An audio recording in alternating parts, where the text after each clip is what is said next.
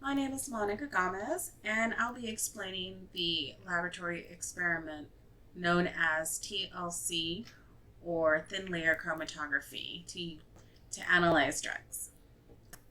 The first procedure in thin layer chromatography, also known as TLC, is to label the separate testing materials. You want a different glass test tube for each drug sample being tested. In our case, we had 6 test tubes, one for each of the drugs being tested, which were Benadryl, aspirin, caffeine, ibuprofen, Tylenol, and Excedrin. So in order for us to be able to test these different drugs, we had to first crush the pills until they were more or less in powder form. Then we took about a quarter of that sample and we placed it into the different labeled test tubes. Now we had to make sure that we cleaned all of our utensils or used fresh utensils every time we crushed a separate pill. That way we would avoid cross-contamination between each of the drugs.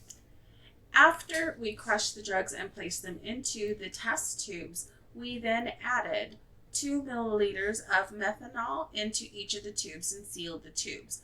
We then shook the tubes and then set them aside to let the particles dissolve and kind of mix in with the methanol.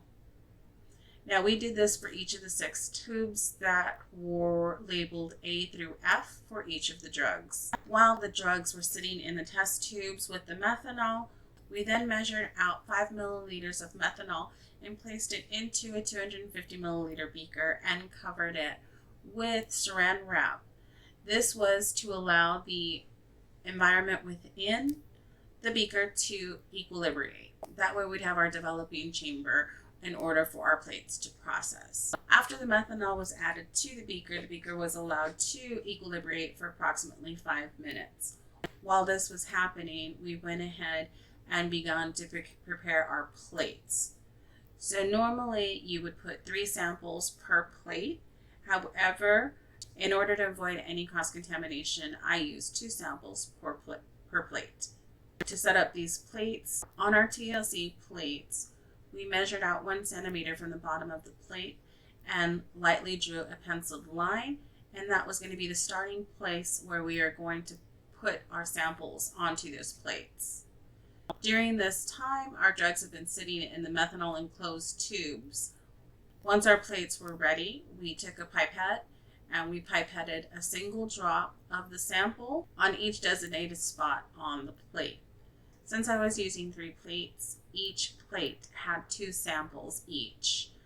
Now, in order to set up these plates, what we had to do was place a single drop of the sample on the line, allow it to dry, place a second drop on the line, allow that second drop to dry, and then add a third drop to the line, and once again allow it to dry. Now we repeated this process for all 6 samples.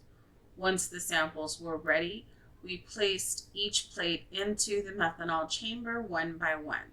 During this process, we had to handle the plates by the edges as to not damage any of the plate material. Once the first plate went into the methanol chamber, we once again sealed that chamber and observed the methanol being absorbed into the plate. Now you could see the methanol actually rise through the plate over time. It took a few minutes to do so. While this was occurring, we wanted to stop the development once the methanol reached about a centimeter from the top of the plate. Once this happened, we removed the plate from the chamber. We drew a faint pencil line on the top of the plate to indicate where the methanol or the solvent had stopped moving through the plate, and then we allowed the plate to dry.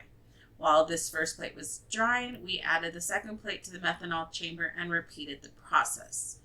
The only modification was that we did have to add a bit of methanol to the chamber as we did each subsequent plate. Once all 3 plates were done, we then recorded the result. Now, in order to observe the results, we had to determine how far the drug moved up the TLC plate with the solvent. Once we were able to determine where the spot had moved, we drew a faint pencil line around the spot so that we could measure the size of the spot as well as the distance it had traveled. For some of our plates, we did have a little difficulty observing the spot and had to backlight, which means we just had to put kind of like a flashlight underneath the plate so that we could see the spot better. So once we had all of our documentation on our plates, we then did our measurements to determine or calculate the RF value for each sample. Now this was done by measuring the distance the solvent moved on the plate and the distance the drug sample moved within the solvent. So to calculate the RF value, we had to divide the total distance traveled by the drug sample by the distance traveled by the solvent. So our results were as follows. For the Benadryl, it ended up appearing as a circular spot on the plate, and that spot was about 0.9 centimeters in diameter. Now the distance traveled by the drug was 5.1 centimeters, and the distance traveled by the solvent was 5.6 centimeters. This gave an RF value of 0.91. Our second sample was aspirin, and in the end it appeared as an oval spot, approximately 1 centimeter at the longest point across.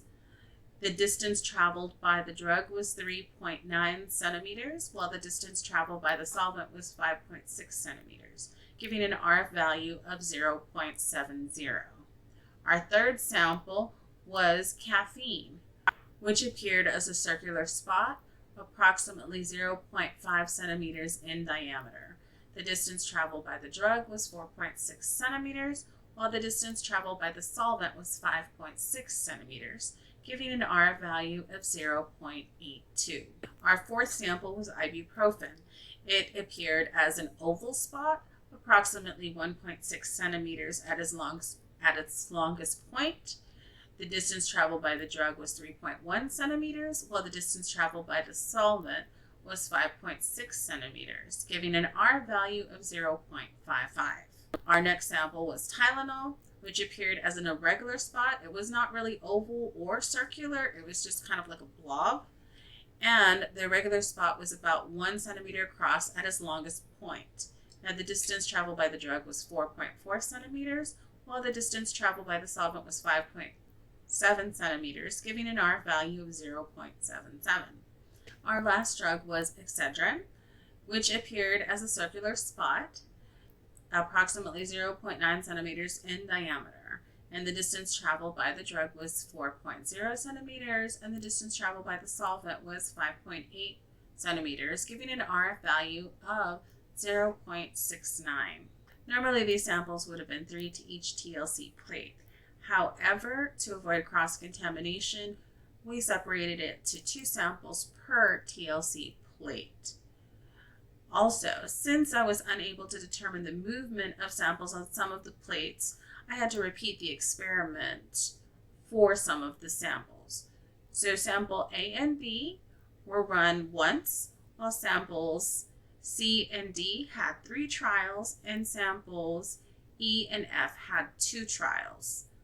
The results of each of the trials are documented in my report. In this experiment, there was a mobile phase and a stationary phase for the TLC or Thin Layer Chromatography experiment.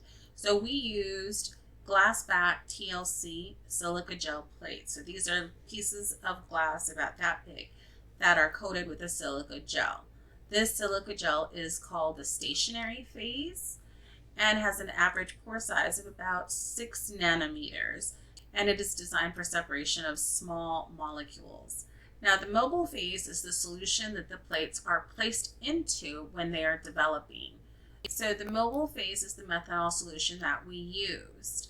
The mobile phase is used during the development part of the TLC plates, where the methanol actually moves up the plate, as we discussed earlier. Now, during the mobile phase, the methanol or the solvent basically picks up the drug and carries it up the plate at different rates depending on the affinity for the stationary phase, which is that silica gel, or the solubility in the methanol, which is the mobile phase, the solution. Now, since drugs are all different, each drug is carried at a different rate. You can see that when we're observing the plates. In order to determine how these substances move across the TLC plate, or the stationary phase, we have to look at different factors. The first one is like the affinity for the stationary phase, meaning how they're attracted to that actual plate.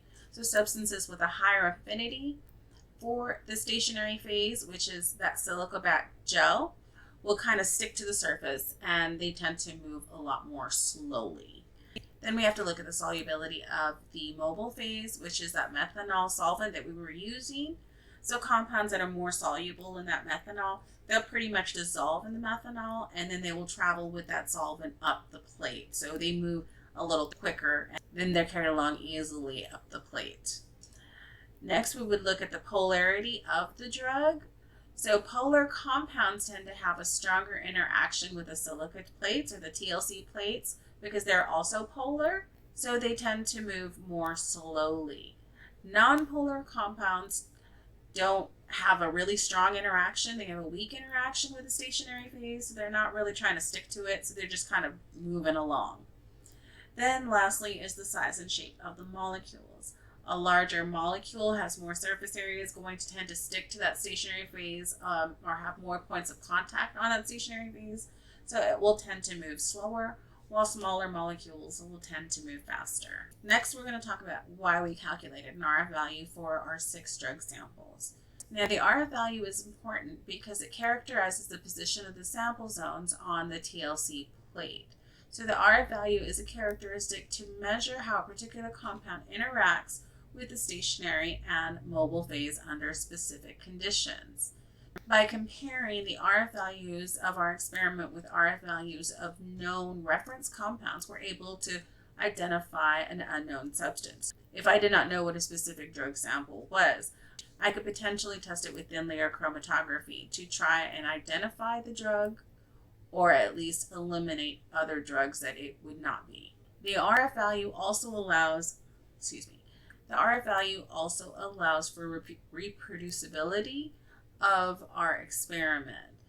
Meaning, if someone were to come along and complete the same experiment we just did under the same conditions, they should produce the same RF values. So we use thin layer chromatography as a presumptive test. This is kind of like a pre-test to try to either determine what class of drugs a certain sample is or to eliminate other samples so that we can get more specific and confirm the identity of the test. TLC or thin layer chromatography is able to give the indication of the presence or absence of a substance, but cannot definitely tell us, hey, this is exactly what it is. It kind of tells us what this is potentially might be. In order to confirm what a substance is, we would need to do a secondary confirmatory test.